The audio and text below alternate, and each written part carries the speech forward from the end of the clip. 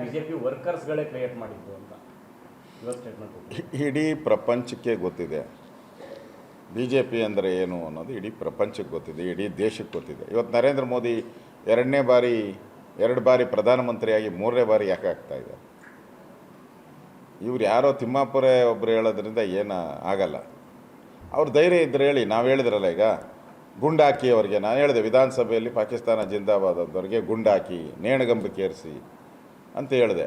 ಹೇಳಿ ನೋಡೋಣ, ಒಬ್ಬ ಕಾಂಗ್ರೆಸ್ ಅವ್ರು ಒಬ್ಬರದ್ದು ಕೈಲಿ ಸ್ಟೇಟ್ಮೆಂಟ್ ಕೊಡಿಸಿ ನೋಡೋಣ. ಒಬ್ಬರು ಕೊಡಲ್ಲ. ಅಲ್ಲಿ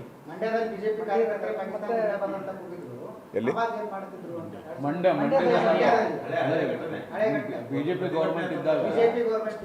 ಆವಾಗ ನಾವು ಒಂದು ಕ್ಷಣನೂ ವೆಯ್ಟ್ ಮಾಡಿಲ್ಲ. ಅವ್ರಿಗೆಲ್ಲ ಇಮಿಡಿಯೇಟಾಗಿ ಏನು ಪನಿಷ್ಮೆಂಟ್ ಬೇಕೋ ಅಷ್ಟು ಪನಿಷ್ಮೆಂಟು ನಾವು ಮಾಡಿಸಿದ್ವಿ.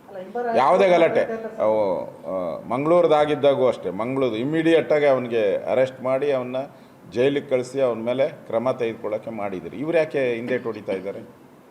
ಘಟನೆ ಆಗಿ 6 ದಿನ ಆಯ್ತಲ್ಲಪ್ಪ ಪಾಕಿಸ್ತಾನ ಜಿಂದಾಬಾದ್ ಅಂತ. ಆವಾಗ ಮಂಡ್ಯದಲ್ಲಿ ಆದಾಗ ನಾವೇನು ಮಾಡಿದ್ರಿ?